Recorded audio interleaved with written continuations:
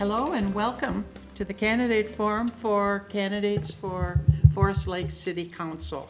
I am Mary Santee, a longtime member of League of Women Voters. I do not live in Forest Lake, and I will be your moderator.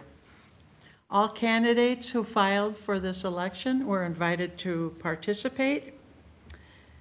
League of Women Voters is a nonpartisan volunteer organization which encourages citizens to participate in government. Our mission is to support voter education and voter rights. Though the League studies and takes positions on issues, we do not support or oppose any candidate or political party. Our goal is to encourage citizens to learn more about the positions of the candidates who will be on your ballot November 8th. You will be electing 2 council members at large. And let me introduce candidates who are here. From my right, your left, Leif Erickson. Good evening. Jeffrey Larson. Good evening. And Blake Roberts. Hello. For our format, we will start with questions, so no opening statements. For the first question, the candidates will respond in alphabetical order, and thereafter they will be random. Speaking will be random. Candidates have 1 minute to answer the question, and they are allowed a rebuttal or follow-up time of 1 minute after all the candidates have answered the question. And following all the questions, they will each have a minute for closing statements. And that will go in reverse alphabetical order. Our timekeeper will show warning signs of 30 and 15 seconds, and then a stop sign, and at that time you can finish your sentence. Don't need to stop in mid-word. We received many questions in advance and on our website, and we will not use those that were unclear or hostile or of a personal nature. And we have consolidated questions that were on the same general topic. All questions are the property of League of Women Voters. So let us begin with our first question. And it goes first to Leif Erickson. What do you like best about Forest Lake? What do you believe is the city's greatest need? Thank you for the question, and thank you for the opportunity to be here this evening. What I like best about Forest Lake is the sense of community that I've enjoyed since moving here in 2010. Forest Lake has a number of natural resources and opportunities to raise a family and enjoy a quality of life that you can't get in any location. And so there's just some fantastic aspects of the city. And the second part of the question was, again? What you like best, and what do you feel is the city's greatest need? Greatest need. We are poised for development, and I think that's critically important. We are on the outer ring of the Twin Cities Metro, but we have infrastructure like the freeway system that's just to our south. We have a business community that is, homegrown. We have that represented here this evening and just across the entire cities area. A lot of people have set roots in Forest Lake, and I want to see that development continue. And I think that that'd be fantastic. Thank you, Jeffrey Larson. Same You want to question. be Jeff or Jeffrey? Jeff, please, is fine. Thank you. We'll be Jeff Mary. then. I have the same question. Yes, the same question for what you like best and what you believe is the city's greatest need. What I like best is I believe that we have still a small town, hometown feel, but also we're a big enough community that we still have a nice rural feel to it as well. I think we get a nice blend of both. We have a nice structure as far as businesses go in the community. I think we have a nice diverse population. I think our community is strong, gets along well with each other. We host a lot of events, arts in the park, and other community functions at our schools and such. And the next question, the part was best, I believe. What you like best and what you think needs work. What I think needs a little work is the infrastructure. I think in speaking with some of our community leaders, we've had some areas of work and concern, and I think that this infrastructure needs a little more improvement. Thank you. Thank you. Next, Blake Roberts. Hi. Thank you for inviting me here this evening. So what I like the best about Forest Lake, it's an amazing community just outside the Twin Cities, obviously. I think that mix of both rural and urban is we're right on the cusp of that, and it makes it an attractive place to live and want to work and play. The lakes, the natural resources and everything are just a huge amenity.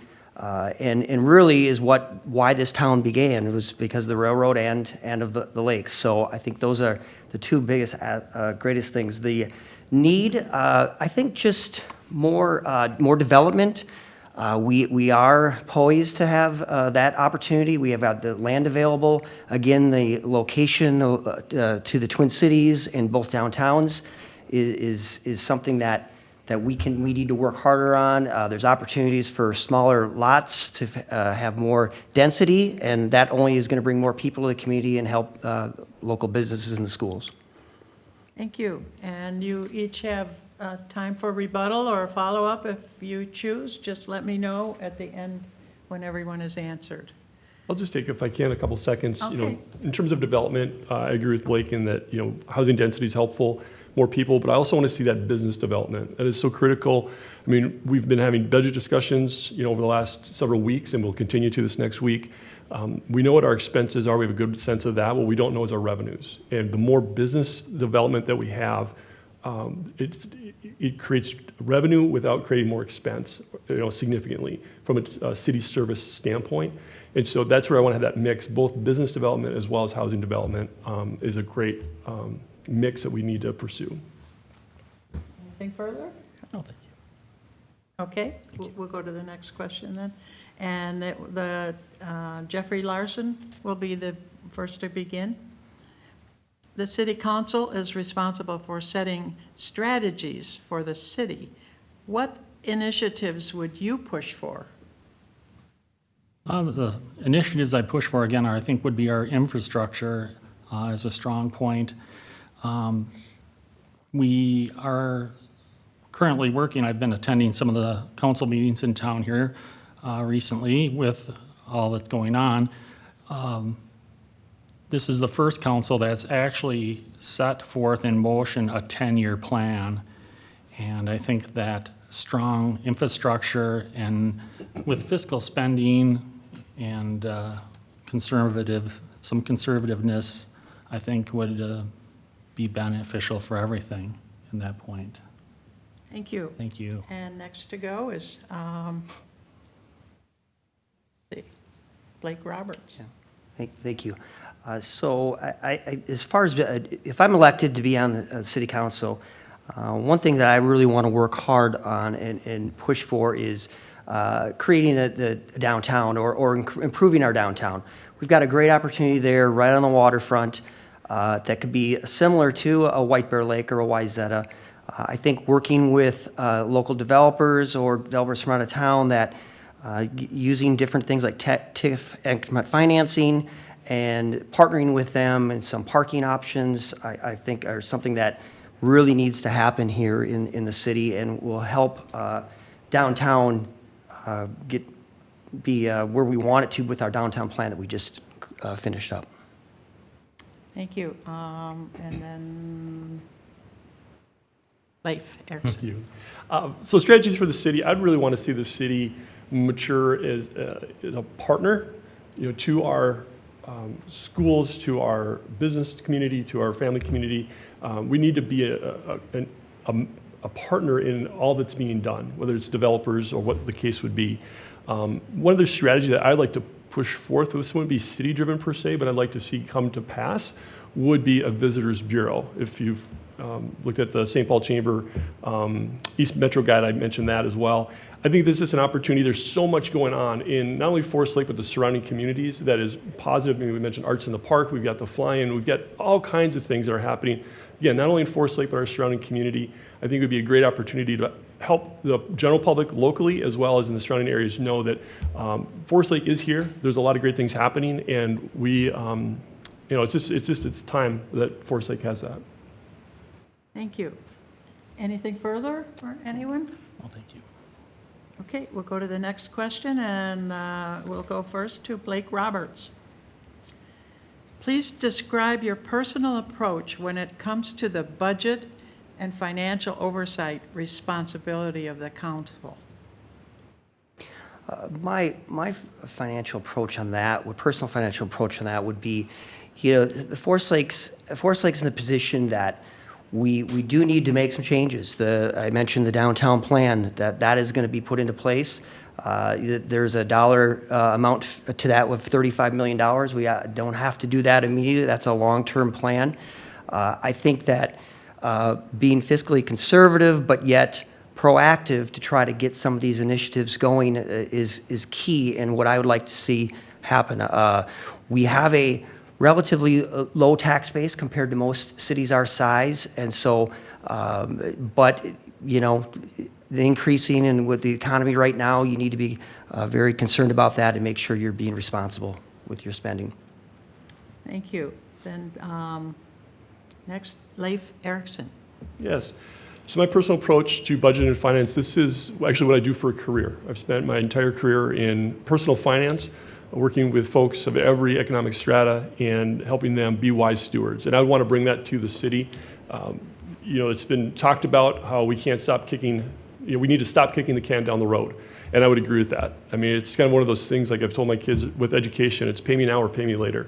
You can either do your studying now and get scholarships, or you can screw around now and pay student loans, or lean on mom and dad to write the check.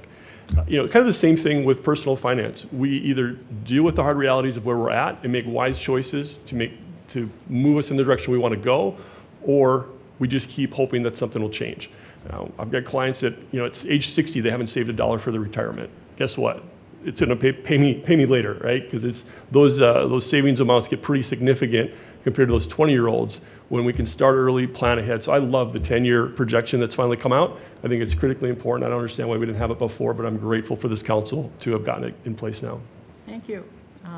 Jeff Larson. I'd have to agree both with Blake and Leif. A personal approach is, I think, steadfast on focusing on our budget and continue with building our infrastructure. However, we do have to be a little careful with our spending. We have been a little weak in maintaining that, so therefore we do have to play a little catch up, as both candidates had mentioned. I think we can do it, especially with the 10-year plan that the council had brought attention at last night's meeting that I attended, and I think there's some strong looking forward to some good, solid business here for the community with that budget in place. Thank you. Thank you. Any further?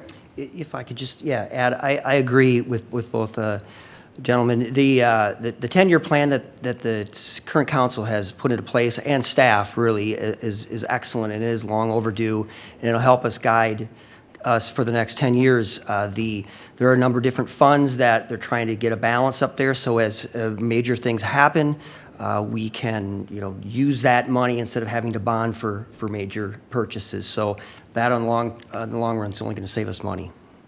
Thank you. Anything more? Okay, we'll go to the next question. It will go first to Leif Erickson. What skills and experiences do you have that will help you as a council member carry out your duties? Well, from an experience standpoint, throughout my career, I've naturally, migrated to different leadership roles, whether it was when I was a season of working in the nonprofit sector, raising up volunteers at different organizations, and so I've got that experience. Here locally, lately, I've served on the EDA for the last couple of years.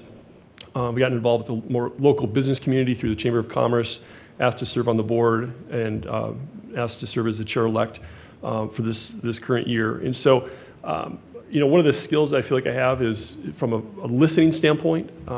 I don't generally come from a position of I need to have my point come across, like I've got the right answer. It's more about soliciting and understanding, seeing different points of view, and then synthesizing that down and leading from a place of understanding, but with clarity and distinctiveness. Thank you. Next to go is Blake Roberts. Could you repeat that question one more time? The question, what skills and experience do you have that will help you as a council member carry out your duties? So I have had the opportunity to be involved in 3 small businesses, 2 of them which were startup. One was a long-time family business. I think similar to owning your own business, the fiscal responsibility of that, the planning, the leadership that comes from that is something that I will help me, if elected, carry out my duties as city council.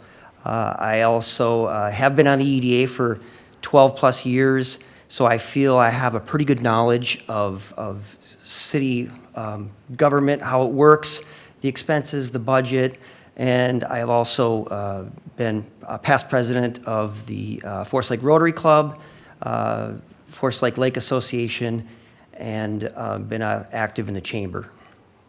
Thank you. Jeff Larson. My skills and experience that would help for council, I think my experience of being a Washington County Sheriff's Deputy for over 27 years, throughout the county, working in several different capacities, working with several different cities, city councils, and different functions of government. Also, my past involvement with a townhome association that I used to live in. I was an acting member and eventually the vice president of the area for approximately 4.5 years. I think my strong points that I could bring to the city council would be my compassion for people, my strong problem-solving skills, and strategic thinking. Thank you. Thank you. You've all answered. Anything further to add? Anyone? Okay, we'll go to the next question. It will go first to Jeff Larson. Do you agree or disagree with how the city decided to use federal COVID relief funds? And explain your reasons.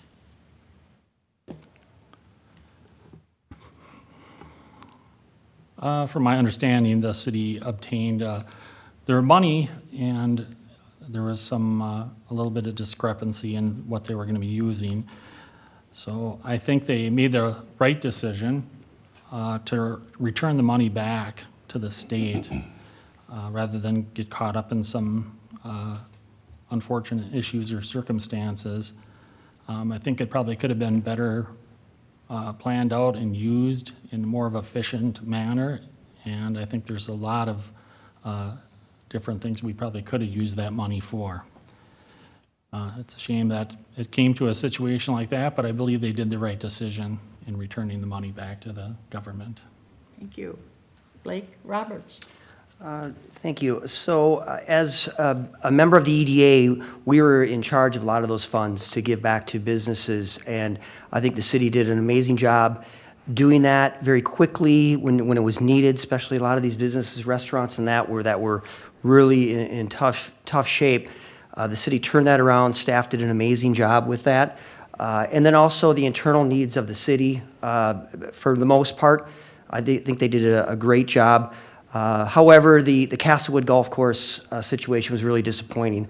I was probably one of the most vocal people about that, and it just it wasn't right. You know, this money was supposed to given to us from the federal government to help us get through a pandemic, not increase or enlarge city facilities, especially a golf course. So.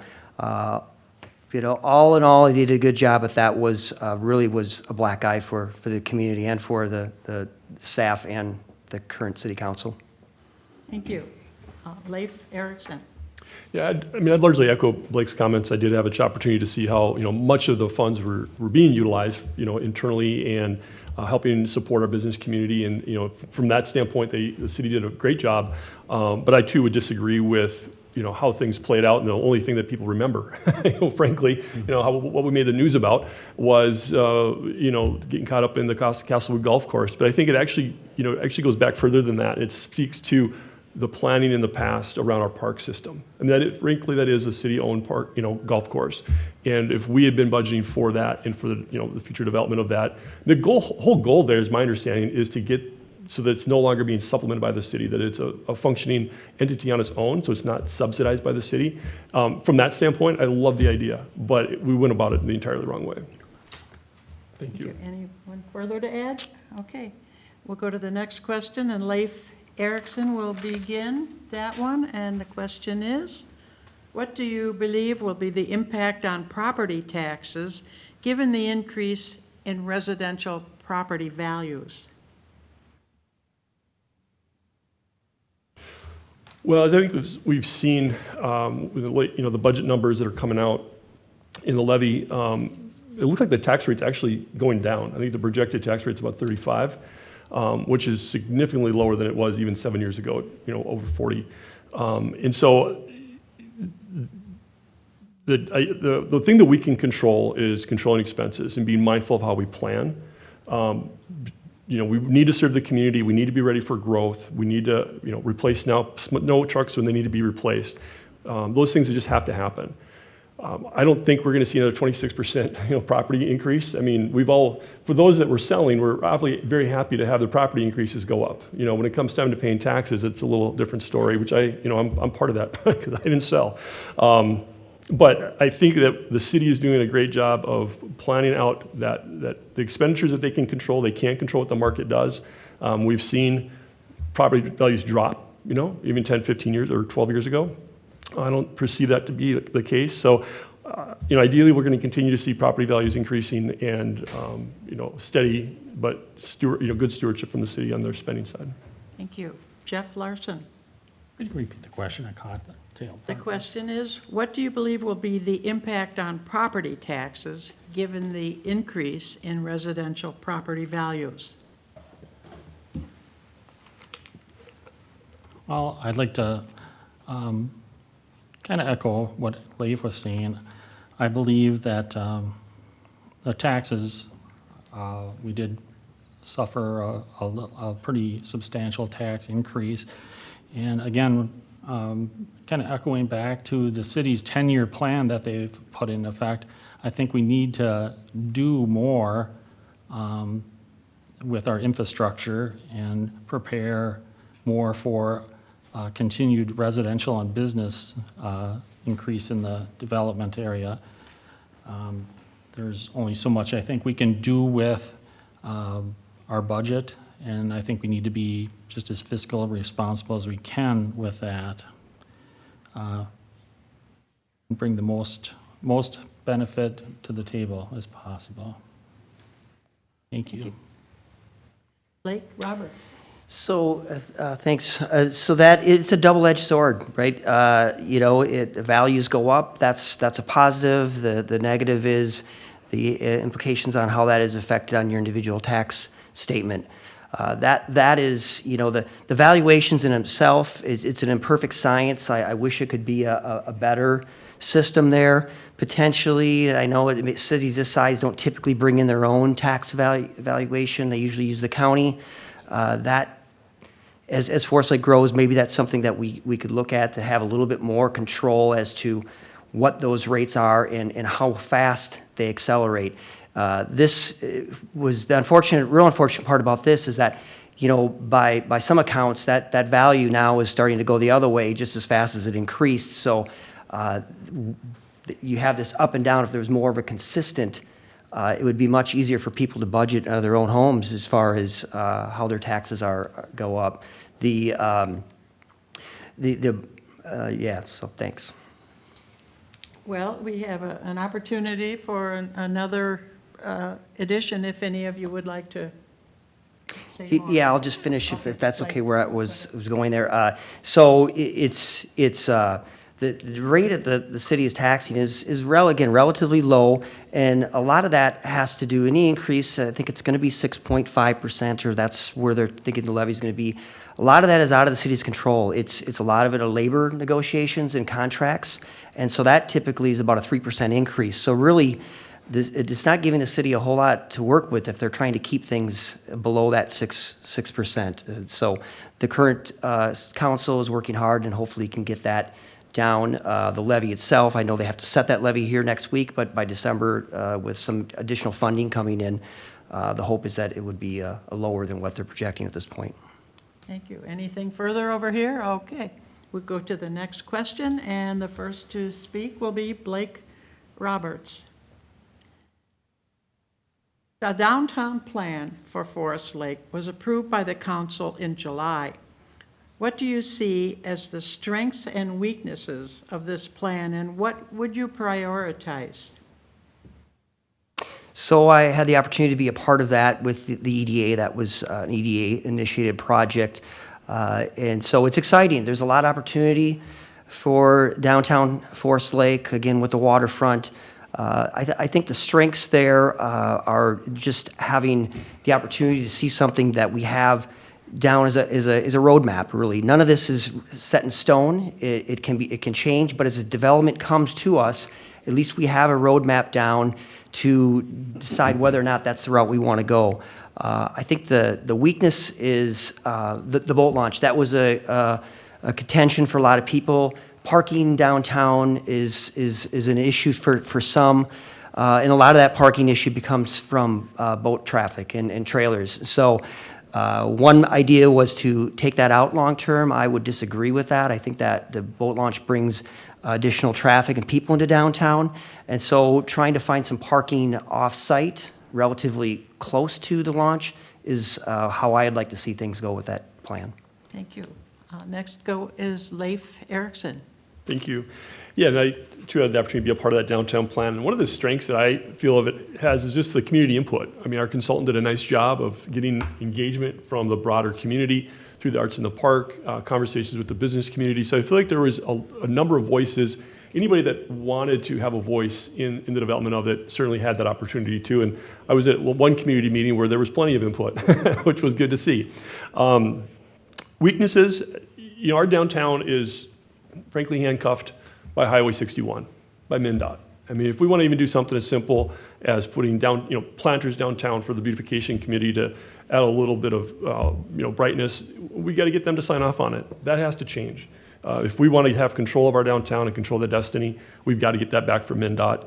I think in the meantime, we can prioritize some low-hanging fruit to just make it more accessible, directional signs and some other things that were in the plan that, I mean, frankly, they're low-hanging fruit, but I think they have an impact and show people that it's not going to be just another book on the shelf. Thank you. Jeff Larson. Again, I'd have to agree with both candidates. I think the city did a good job with having like the ambassadors applied to that, getting the input of the community, also having a consulting firm do some work on it and hit some of the high spots with what we need and what could be good possible development in that area. Again, some of the weaknesses, again, are parking. And again, they were talking about maybe a parking ramp, possibly. Again, the contention there is you have Highway 61, which is a very busy highway. You're going to have a lot of boat traffic in that area, and also the just the general pedestrian traffic too. But I think they do have a good 30-year plan. It's going to take some time to build and put it together, and there's going to be changes, as both candidates had said. But I think we have a good, strong future ahead of us. Thank you. Okay, thank you. Any further to add? Okay, we'll go to the next question, and Jeffrey Larson will be the one to begin. What do you envision the need is for affordable housing over the next 5 to 10 years?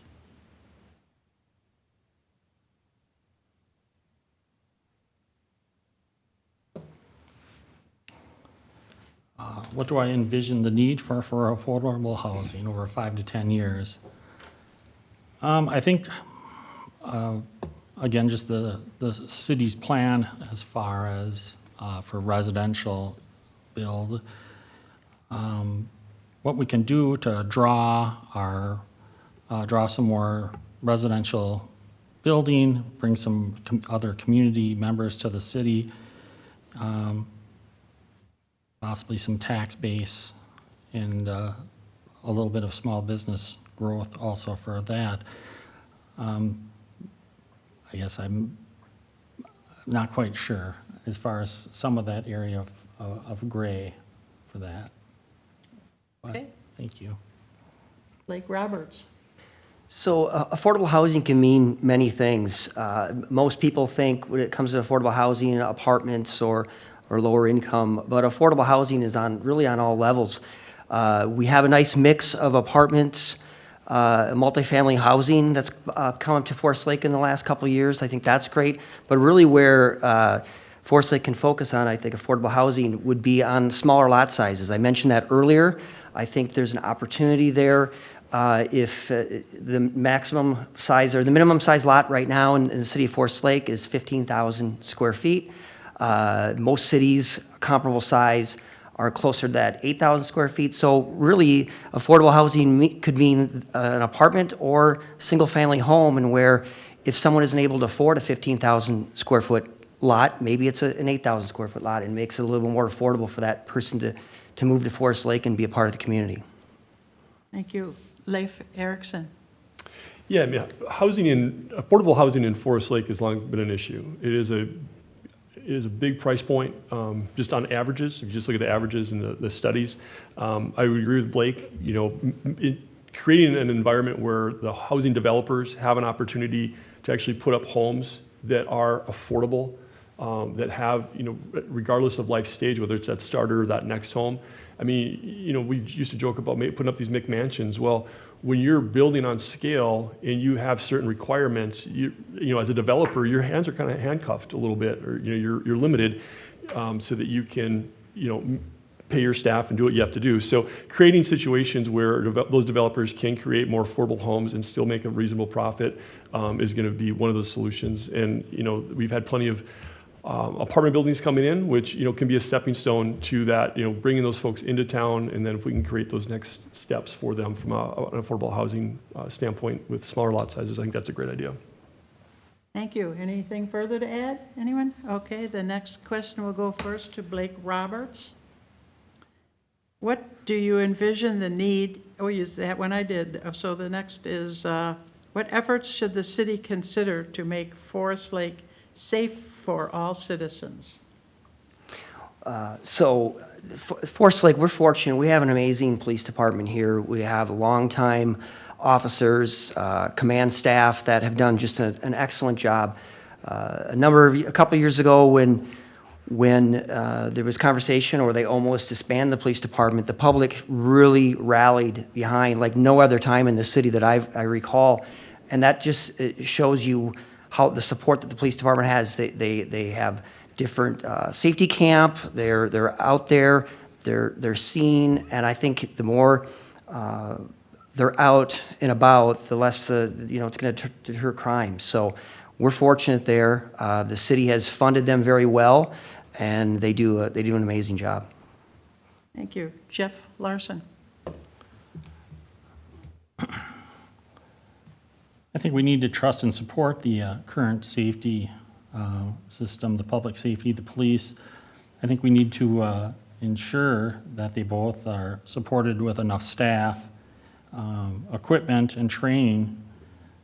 And I believe that's the foundational needs of our community, and it's essential to get the job done.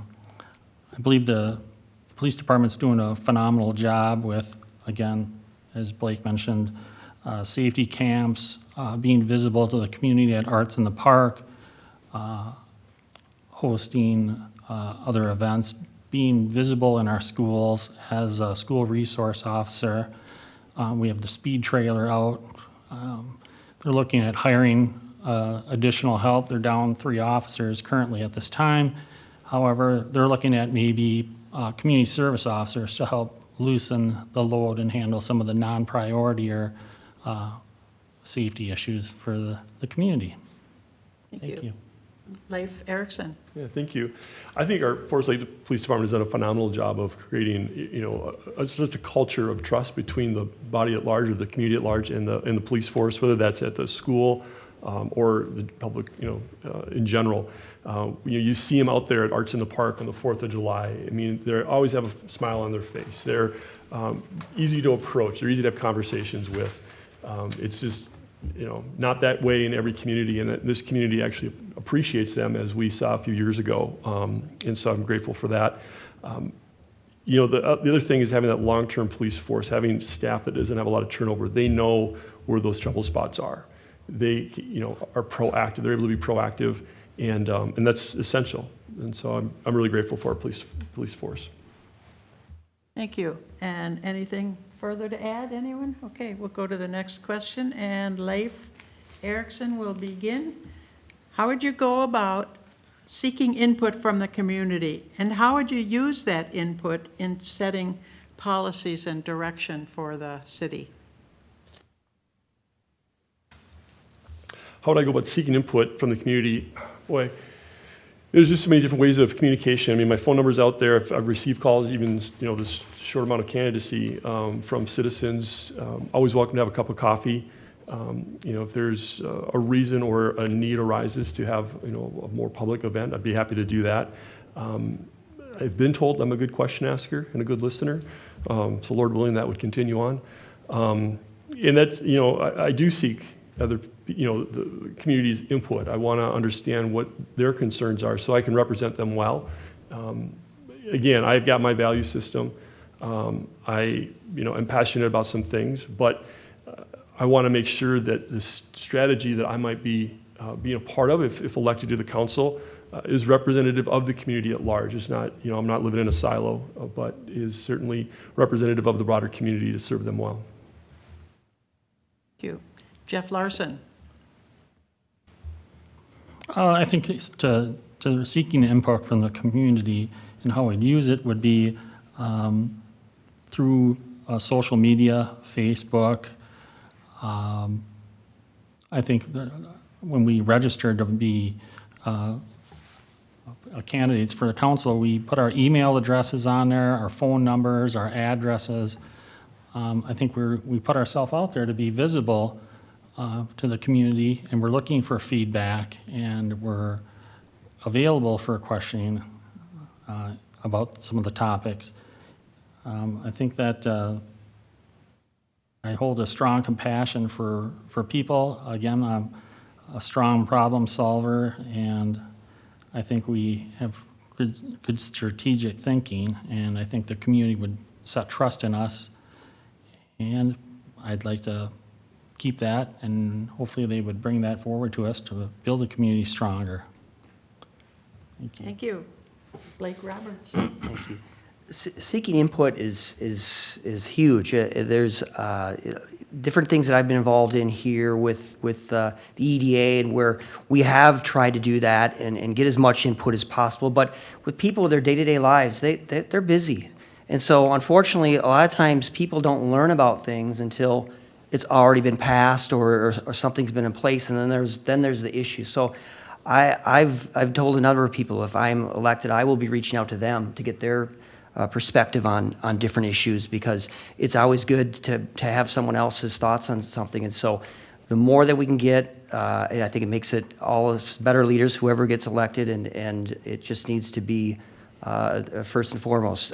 Social media is a great opportunity. You hear about all the negatives about social media, but there are some positives, and I think that, and just getting the message out to the taxpayers about different things happening is something that we can really even do better. The city does a decent job, but it can be even done better. Thank you. Anything further? Okay, next question. We'll go first to Blake Roberts. Have you noticed change in the demographics of Forest Lake? If so, how has that impacted the city? There, we still have a small minority population, but that's growing, and that's great. It's having that diversity is huge.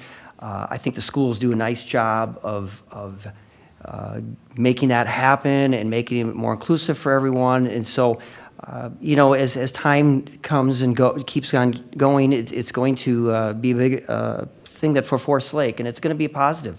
The more diverse, the better, in my opinion. And I hope the city to welcome that. Thank you. Leif Erikson? Yeah, I mean, we are still, very much a, European community, largely speaking, but there certainly is, demographically, more diversity coming, and it's a positive thing. It's, as far as how it will impact Forest Lake, I mean, I absolutely be a positive. I mean, we get more perspectives. It's not living in a silo of one perspective. I think that's incredibly valuable, and I look forward to it. Thank you. Jeff Larson? I believe we are doing a good job with our demographics and our diversity, and also in our community. I guess from some of the information I was given and shown is we stand between St. Paul, Forest Lake, and Columbus has probably one of the higher per population among community members in the city. And I think that stands for something, that the city is open to cultural diversity, not only in the community, at our schools, and at our functions. And I think we all welcome that to our community and are grateful for have that to build a strong community. Thank you. Thank you. Anything further to add? Okay, the next question goes first to Leif Erikson. What steps could the city make to respond to climate change?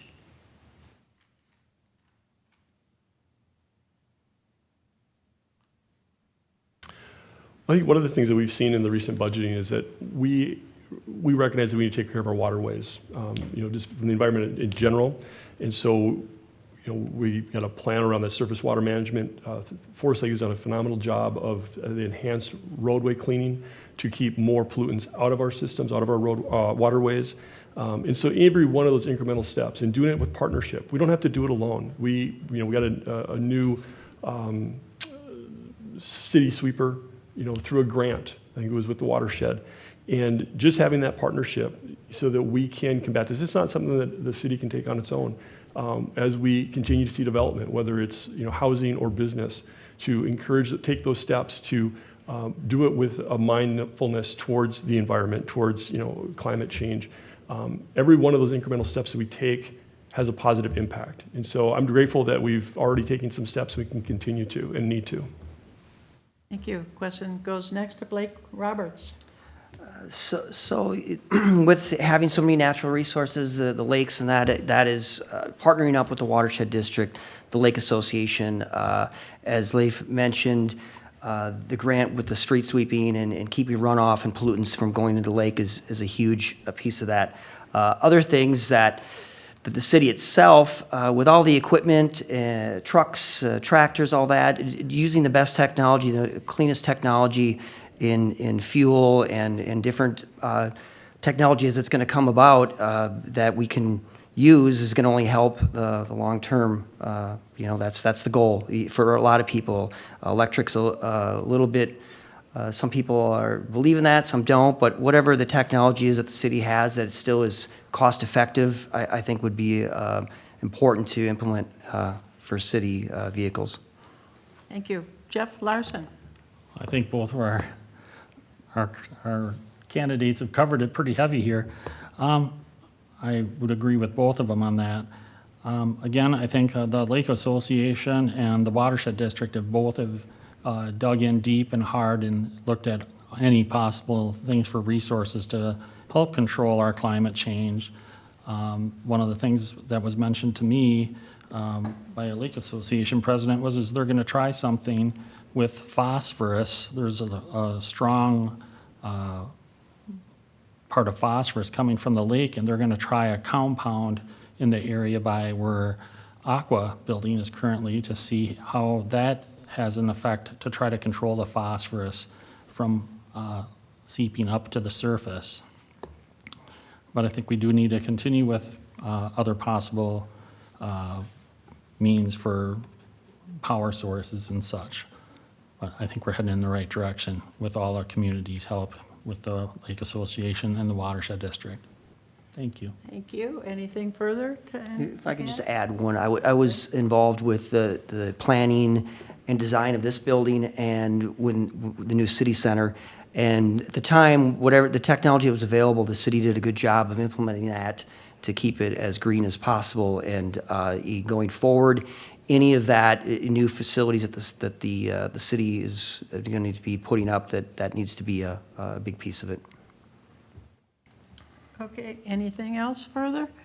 We'll go to what will be the last question, and it will go first to Jeff Larson.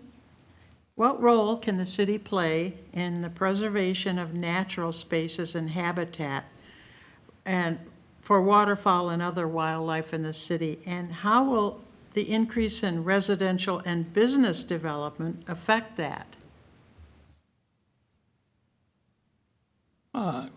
I believe that anytime there's any development of any sort in the community, I believe that there is a extended survey as what the impact of that type of structure, if they're going to be doing building, how that would impact our natural resources, our waterfowl, our water runoff.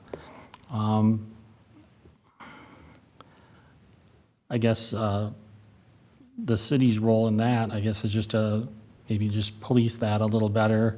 And then as our developments are larger or smaller, I think maybe look at water runoff areas for waterfowl and areas of any water runoff or contaminant problems or something possibly into any of our lakes or streams.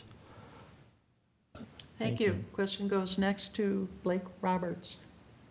The watershed, partnering with the Watershed District, does an amazing job of making sure that those natural resources are protected.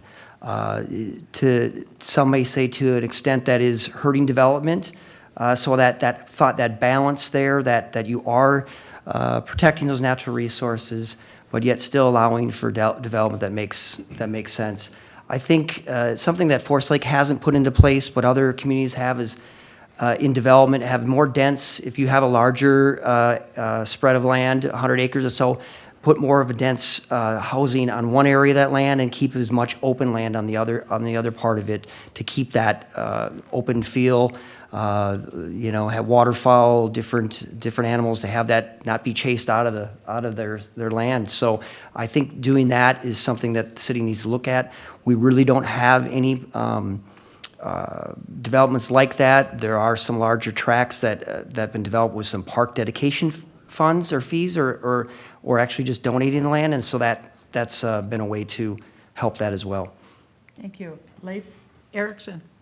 Yeah, I mean, one of the things that I think all three of us would agree is that we enjoy living in Forest Lake because of the ambiance, right? The natural resources and the habitat that we get to enjoy as we drive about the community. I'm sure it's true of most people that are in Forest Lake and why they've moved out here or continue to raise their families here. And so the city should play a role in that in partnership with organizations like the DNR and the Watershed, so that as we've all talked about development, whether it be residential or business, which is essential and will be coming, we need to do it in a mindful, balanced way that does protect that natural habitat and done in such a way that it's going to continue to maintain the ambiance that we've enjoyed, the community that we want to raise our families in. Thank you. And now we'll turn to the closing statements. Each candidate will have 1 minute to summarize your qualifications and positions on the issues. And it will be reverse alphabetical order, so we'll go first with Blake Roberts. Thank you. Thank you for inviting me this evening and having this opportunity to share some of my thoughts. I think regardless of who you vote for, we have three great candidates here and another gentleman that wasn't able to make it. I think So my reason I think that I would be a good candidate would be that just my experience with the city, being a third-generation family member here in Forest Lake and business owner, and being involved in the community through the Rotary, Lions Club, Lake Association, and then being a part of the EDA. That's been a huge learning opportunity for me, and I think that will suit me well going forward if elected. Thank you. Jeff Larson? Thank you. I think a strong point, and for me, I'd like to say thank you for the opportunity to be here tonight for the league. Also to my candidate friends here, and that good luck to all of you for council position.